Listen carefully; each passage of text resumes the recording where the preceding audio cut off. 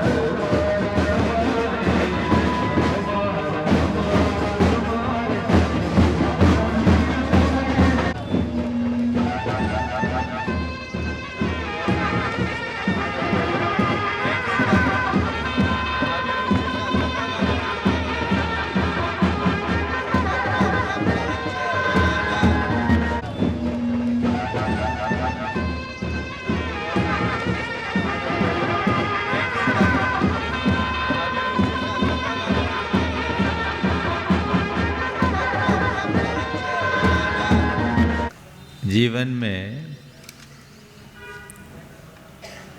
बहुत कम मौके आते हैं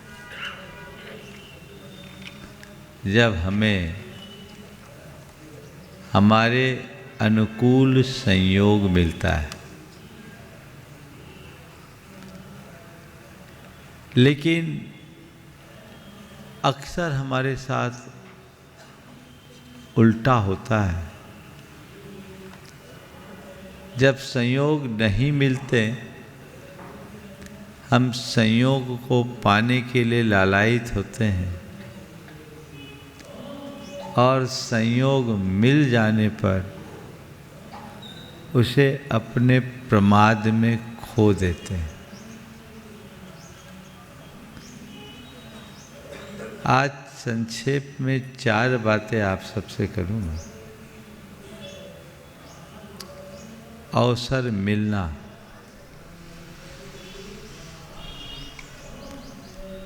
अवसर खोना, अवसर खोजना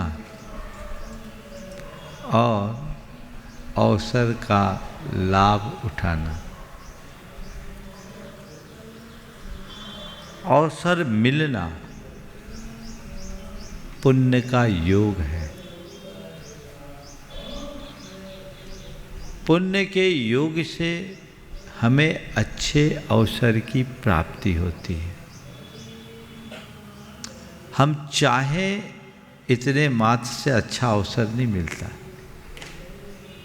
हम सबका प्रबल पुण्य का योग है कि आज हमें दुर्लभ मनुष्य जीवन मिला है। ये एक अवसर है कि नहीं?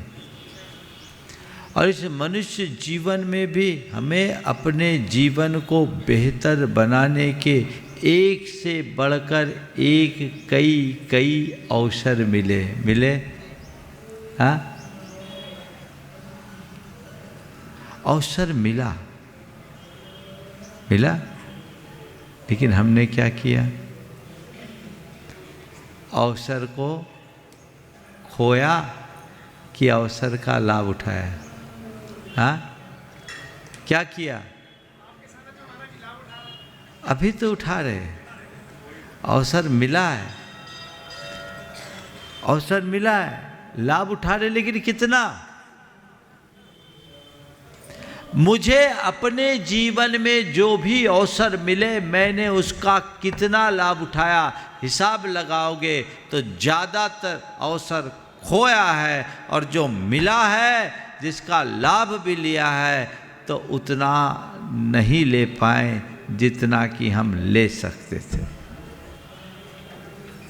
ये हकीकत है कि नहीं? हाँ, तो अवसर मिलना पुण्य का प्रमाद है, प्रताप है।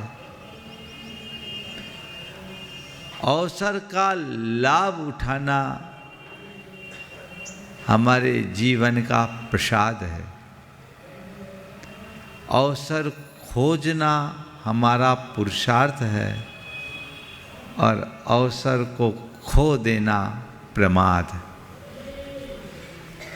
अपने प्रमाद से प्रेरित होकर हम अपने जीवन के प्राप्त अवसरों को अक्सर खोते रहे। अपने अंदर ऐसी जागरूकता आए कि हम अपने समग्र जीवन को एक अवसर मानते हुए उसका लाभ उठाने का पुरुषार्थ करें। पुण्य हमारे खाते में है, इसमें कोई संशय नहीं। यहाँ जितने बैठे हैं सब भाग्यशाली हैं, और नेहरू नगर वाले तो और भाग्यशाली हैं, क्योंकि इनकी खबर छपते छपते भी छप जाती। अभी कोई नंबर नहीं था, लेकिन इन लोगों का आग्रह, महाराज हम तो आस लगाए थे एंट्री नेहरू नगर से हो, और महाराज आप आकर के नेहरू नगर नहीं, भले एक दिन सही, लेकिन चलना तो पड़ेगा। आग्रह कर रहे थे। कल देखा तो राजेश भाई तो एकदम मायूस हो गए, नेमी वगैरह भी आए थे। जब पुण्य जागता है तो अवसर आपो आप मिल जाता है। हमने भी सोचा चलो ठीक, पहले एक दिन बात का सोच रहे थे, संयोग आपके और अनुकूल हुआ और आज आना हुआ, और यहाँ आने के बाद पता चला कि आपके जिनालय का आज स्थापना दिवस भी है। यह अवसर तुम्हें पुण्य से मिल गया, अब ले तो आए हो, क्या करना? हाँ, जाने नहीं देंगे तो परेशानी में फंस जाओगे, क्योंकि फिर महाराज तो तुम्हें लेके चलेंगे। अवसर का लाभ उठाओ। अवसर खोने के बाद सिवाय पछताने के और कुछ नहीं होता। हम लोगों के आने न आने का सवाल नहीं है, पूरे जीवन को एक अच्छा अवसर मानो, और आप सबको प्रचुर अवसर मिला है। प्रबल पुण्य का उदय है। मनुष्य जीवन, स्वस्थ शरीर, धन संपन्नता, भरा पूरा परिवार, अच्छे संस्कार, अच्छी बुद्धि, अच्छे संसाधन, ये क्या तुम्हारे लिए कम है? बोलो, अवसर है कि नहीं? कर क्या रहे हो? अच्छा अवसर मिले और आप उसका फायदा ना उठाए तो इससे बड़ा भागा और कौन होगा? अभी तक का हमारा यही रिकॉर्ड रहा है कि हमारे जीवन में अवसर आए और हम अपने प्रमाद और आलसवश उसे खोते रहे और बाद में केवल पछताए हैं। चूक गए, अगर ऐसा कर लिए होते तो, ऐसा कर लिए होते तो, ऐसा कर लिए होते तो, अब तो क्या है? अब पछतावे होत क्या, जब चिड़िया चुग गई खेत। सबको पता है, पर सबकी खेत चिड़िया चुग गई। काल की चिड़ैया ऐसी है जो सबके खेत को चुगती है। वो चिड़िया चुगे उससे पहले चेतना जगे। तुम्हारी चेतना जगेगी तभी जीवन का रूपांतरण होगा। तो अपने इस जीवन को जीवन के लिए एक अच्छा अवसर मानो और अपने पुरुषार्थ से उसका लाभ उठाओ। ऐसा प्रयोग करो कि तुम्हें इस अवसर का प्रसाद मिल सके। प्रमाद को मिटाओ, पुरुषार्थ को जगाओ, ताकि जीवन का प्रसाद पाओ।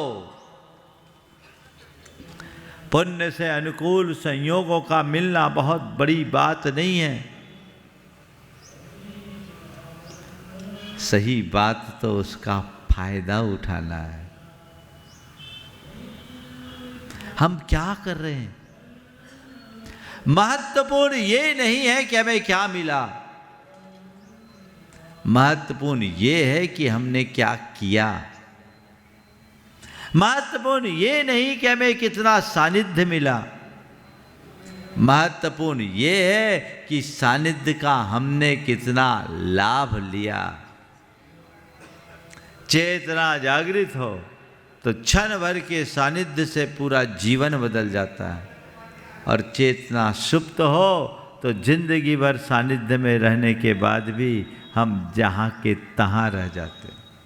हम कहाँ हैं, हमारी स्थिति क्या है, ये हमें जानने की जरूरत है, समझने की जरूरत। जब हम उस तरीके से अपनी समझ विकसित करते हैं तब चेतना रूपांतरित होती है। तो पुण्य को पुरुषार्थ से जोड़ो, जीवन की प्रगति का यही आधार है। प्रायः जितने लोगों के जीवन में पुण्य होता वो प्रमादी बनते और भोगों में रत हो जाते हैं, अपने पुण्य का दुरुपयोग करते हैं। उन्हें लगता है सब अनुकूल साधन है तो उनके हृदय में आसक्ति आती है, अभिमान आता है, और अभिमान और आसक्ति दोनों पतन के कारण है। पुण्य का योग है, सब ठीक चल रहा है, ठाठ चल रहा है, बड़ा स्मूथ, सब कुछ जो चाहो सब मिल रहा है, क्या हो रहा है, भोगों में रत हो जाओगे, आसक्त हो जाओगे, और उसका अभिमान भी हृदय में बढ़ेगा।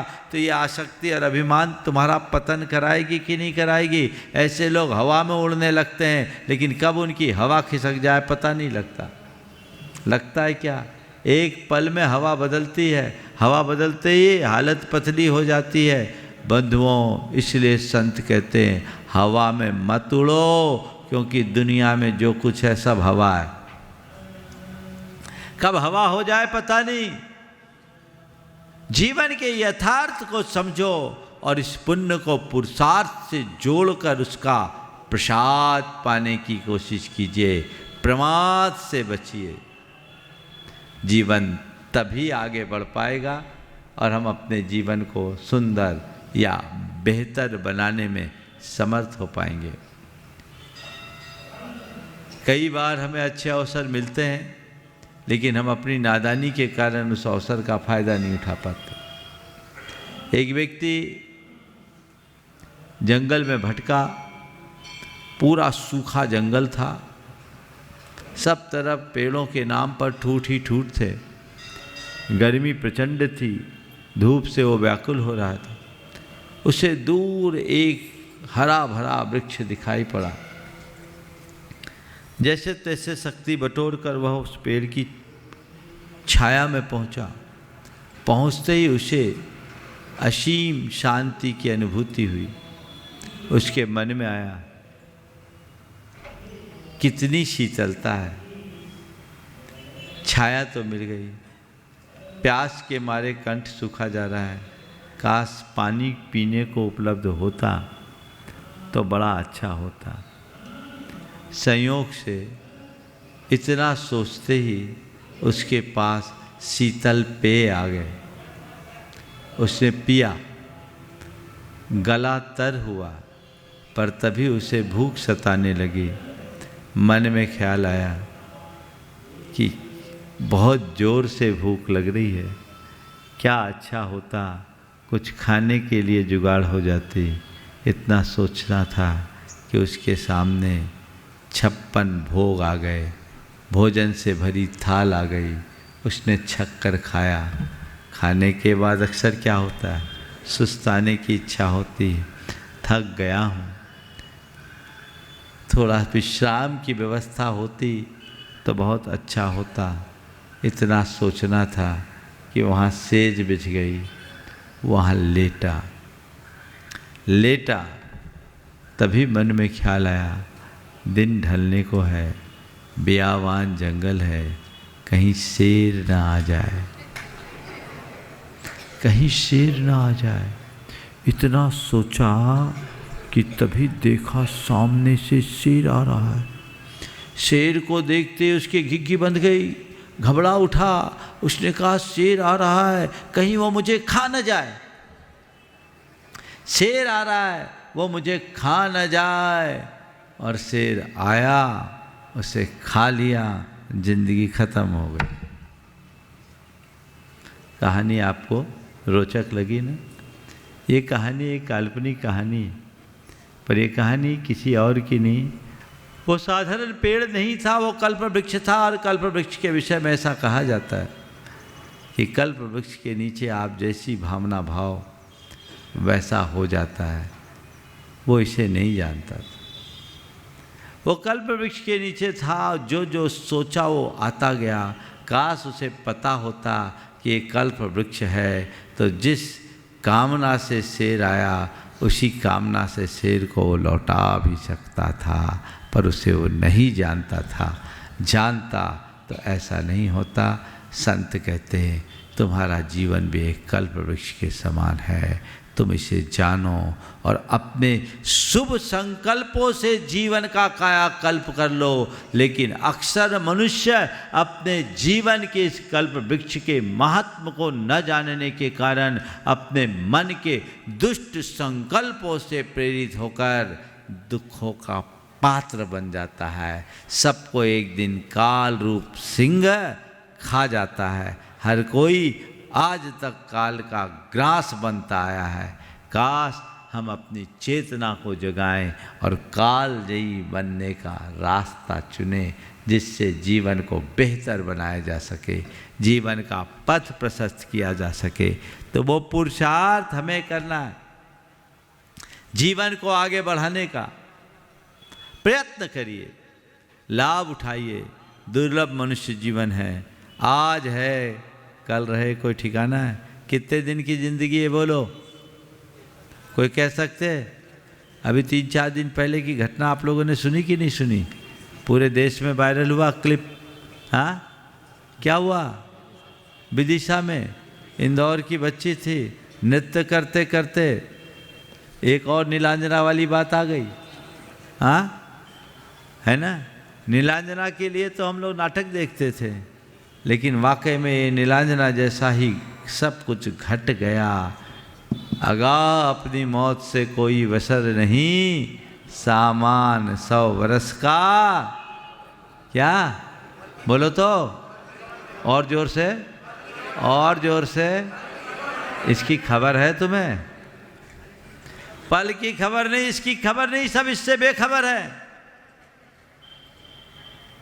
संत कहते हैं समझो, अपनी चेतना को जगाओ, जीवन का पथ प्रशस्त करने के लिए सचेष्ट हो जाओ, जिससे जीवन बेहतर हो। आज संयोग आप लोगों के अनुकूल बना, हम लोगों का यहाँ आना हुआ। समाज बहुत समर्पित समाज है, सदा से जुड़ी रही है, तत्परता से लगी रही है। ऐसे ही लगे रहिए, भावना बना करके रहिए, अपना हृदय देव शास्त्र गुरु के प्रति समर्पित रखते हुए जीवन का पथ प्रशस्त करें, जीवन को बेहतर बनाने का उद्यम करें, ताकि हम अपने जीवन को सफल बना सके, सार्थक बना सके। एक ही बात अपने हृदय में अंकित करें, मुझे लाभ लेना है। क्या लेना है?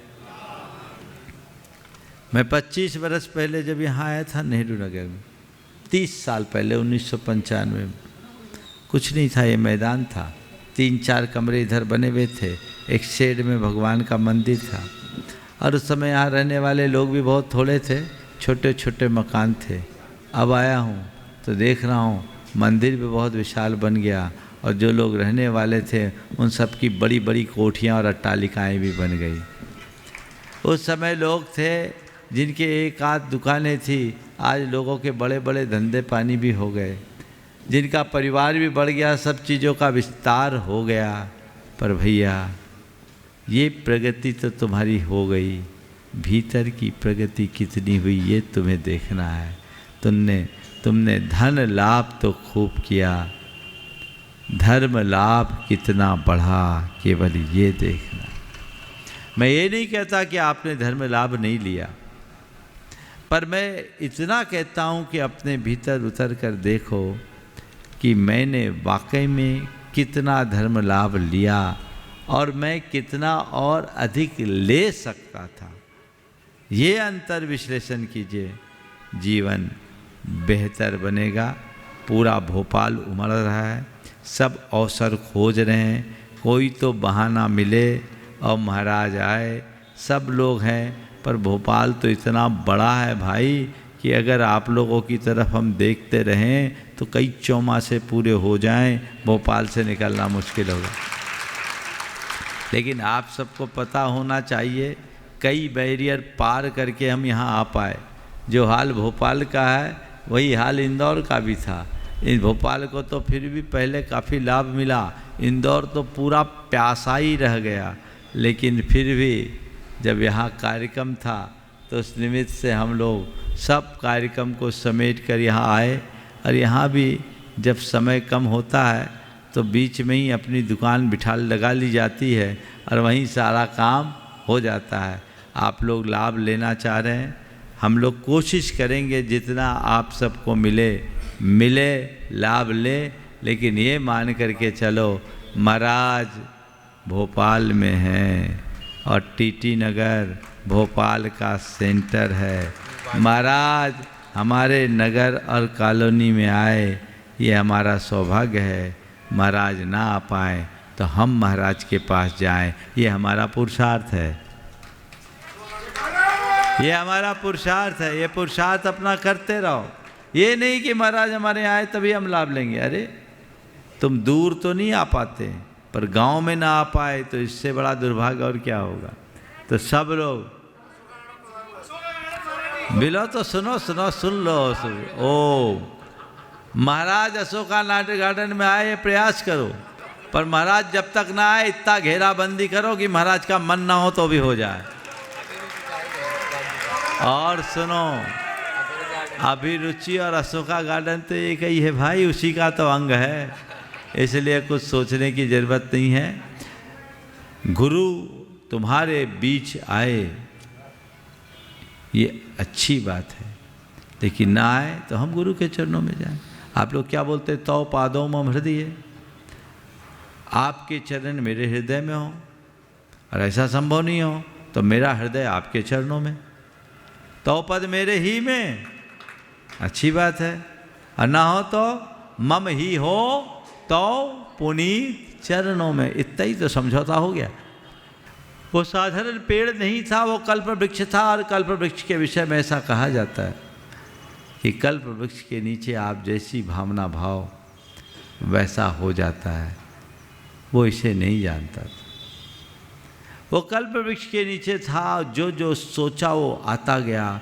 काश उसे पता होता कि ये कल्प वृक्ष है, तो जिस कामना से शेर आया उसी कामना से शेर को वो लौटा भी सकता था, पर उसे वो नहीं जानता था। जानता तो ऐसा नहीं होता। संत कहते हैं तुम्हारा जीवन भी एक कल्प वृक्ष के समान है, तुम इसे जानो और अपने शुभ संकल्पों से जीवन का कायाकल्प कर लो। लेकिन अक्सर मनुष्य अपने जीवन के इस कल्प वृक्ष के महात्म को न जानने के कारण अपने मन के दुष्ट संकल्पों से प्रेरित होकर दुखों का पात्र बन जाता है। सबको एक दिन काल रूप सिंह खा जाता है। हर कोई आज तक काल का ग्रास बनता आया है। काश हम अपनी चेतना को जगाएं और कालजयी बनने का रास्ता चुनें, जिससे जीवन को बेहतर बनाया जा सके, जीवन का पथ प्रशस्त किया जा सके। तो वो पुरुषार्थ हमें करना है। जीवन को आगे बढ़ाने का प्रयत्न करिए, लाभ उठाइए। दुर्लभ मनुष्य जीवन है। आज है कल रहे कोई ठिकाना है। कितने दिन की ज़िंदगी है बोलो, कोई कह सकते हैं? अभी 3-4 दिन पहले की घटना आप लोगों ने सुनी कि नहीं सुनी? पूरे देश में वायरल हुआ क्लिप। हाँ, क्या हुआ? विदिशा में इंदौर की बच्ची थी, नृत्य करते करते एक और नीलांजना वाली बात आ गई। हाँ, है ना? नीलांजना के लिए तो हम लोग नाटक देखते थे, लेकिन वाकई में ये नीलांजना जैसा ही सब कुछ घट गया। अगा अपनी मौत से कोई वसर नहीं, सामान 100 वर्ष का। क्या बोलो तो और जोर से, और जोर से। इसकी खबर है तुम्हें? पल की खबर नहीं, इसकी खबर नहीं, सब इससे बेखबर है। संत कहते हैं समझो, अपनी चेतना को जगाओ, जीवन का पथ प्रशस्त करने के लिए सचेष्ट हो जाओ, जिससे जीवन बेहतर हो। आज संयोग आप लोगों के अनुकूल बना, हम लोगों का यहाँ आना हुआ। समाज बहुत समर्पित समाज है, सदा से जुड़ी रही है, तत्परता से लगी रही है। ऐसे ही लगे रहिए, भावना बना करके रहिए, अपना हृदय देव शास्त्र गुरु के प्रति समर्पित रखते हुए जीवन का पथ प्रशस्त करें, जीवन को बेहतर बनाने का उद्यम करें, ताकि हम अपने जीवन को सफल बना सके, सार्थक बना सके। एक ही बात अपने हृदय में अंकित करें, मुझे लाभ लेना है। क्या लेना है? मैं 25 वर्ष पहले जब यहाँ आया था नेहरू नगर में, 30 साल पहले 1995 में, कुछ नहीं था, ये मैदान था, 3-4 कमरे इधर बने हुए थे, एक शेड में भगवान का मंदिर था, और उस समय यहाँ रहने वाले लोग भी बहुत थोड़े थे, छोटे छोटे मकान थे। अब आया हूँ तो देख रहा हूँ मंदिर भी बहुत विशाल बन गया, और जो लोग रहने वाले थे उन सब की बड़ी बड़ी कोठियाँ और अट्टालिकाएँ भी बन गई। उस समय लोग थे जिनके एक आध दुकानें थी, आज लोगों के बड़े बड़े धंधे पानी भी हो गए, जिनका परिवार भी बढ़ गया, सब चीज़ों का विस्तार हो गया। पर भैया ये प्रगति तो तुम्हारी हो गई, भीतर की प्रगति कितनी हुई ये तुम्हें देखना है। तुमने धन लाभ तो खूब किया, धर्म लाभ कितना बढ़ा, केवल ये देखना। मैं ये नहीं कहता कि आपने धर्म लाभ नहीं लिया, पर मैं इतना कहता हूँ कि अपने भीतर उतर कर देखो कि मैंने वाकई में कितना धर्म लाभ लिया, और मैं कितना और अधिक ले सकता था। ये अंतर विश्लेषण कीजिए, जीवन बेहतर बनेगा। पूरा भोपाल उमड़ रहा है, सब अवसर खोज रहे हैं, कोई तो बहाना मिले और महाराज आए, सब लोग हैं। पर भोपाल तो इतना बड़ा है भाई कि अगर आप लोगों की तरफ हम देखते रहें तो कई चौमासे पूरे हो जाएं, भोपाल से निकलना मुश्किल होगा।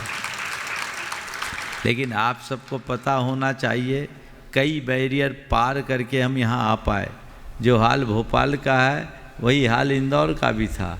इन भोपाल को तो फिर भी पहले काफ़ी लाभ मिला, इंदौर तो पूरा प्यासा ही रह गया। लेकिन फिर भी जब यहाँ कार्यक्रम था तो उस निमित्त से हम लोग सब कार्यक्रम को समेट कर यहाँ आए। और यहाँ भी जब समय कम होता है तो बीच में ही अपनी दुकान बिठा लगा ली जाती है और वहीं सारा काम हो जाता है। आप लोग लाभ लेना चाह रहे हैं, हम लोग कोशिश करेंगे जितना आप सबको मिले लाभ ले। लेकिन ये मान करके चलो, महाराज भोपाल में हैं और टीटी नगर भोपाल का सेंटर है। महाराज हमारे नगर और कॉलोनी में आए, ये हमारा सौभाग्य है। महाराज ना आ पाए तो हम महाराज के पास जाएं, ये हमारा पुरुषार्थ है, ये हमारा पुरुषार्थ है। ये पुरुषार्थ अपना करते रहो, ये नहीं कि महाराज हमारे आए तभी हम लाभ लेंगे। अरे तुम दूर तो नहीं आ पाते, पर गांव में ना आ पाए तो इससे बड़ा दुर्भाग्य और क्या होगा। तो सब लोग मिलो तो सुनो सुन लो। ओ महाराज अशोका नाट्य गार्डन में आए, ये प्रयास करो, पर महाराज जब तक ना आए इतना घेराबंदी करो कि महाराज का मन ना हो तो भी हो जाए। और सुनो, अभिरुचि और अशोका गार्डन तो एक ही है भाई, उसी का तो अंग है, इसलिए कुछ सोचने की ज़रूरत नहीं है। गुरु तुम्हारे बीच आए ये अच्छी बात है, लेकिन ना आए तो हम गुरु के चरणों में जाएं। आप लोग क्या बोलते, तौ पादों मम हृदय, आपके चरण मेरे हृदय में हो, और ऐसा संभव नहीं हो तो मेरा हृदय आपके चरणों में, तौ पद मेरे ही में, अच्छी बात है। और ना हो तो मम ही हो तो पुनीत चरणों में। इतना ही तो समझौता हो गया, इतने में ही काम। आप हमारे यहाँ आओ और नहीं तो हम आपके चरणों में रहे। बस ऐसी ही भावना भाव तो जीवन में हमेशा गुरु कृपा से लाभान्वित होते रहोगे। समय काफ़ी हो गया है, इसलिए अधिक विस्तार न देकर भावना भाइये, मैं किसी को निराश नहीं कर रहा हूँ। जिसका जितना भाग होगा सब अपने दावेदारी तो जताते जा रहे हैं। अब जैसे जिसका भाग जागेगा वैसा उनको लाभ मिलेगा। बोलिए अहिंसा परमो धर्म की। इस कार्यक्रम के पुण्यार्जक थे गुणायतन परिवार।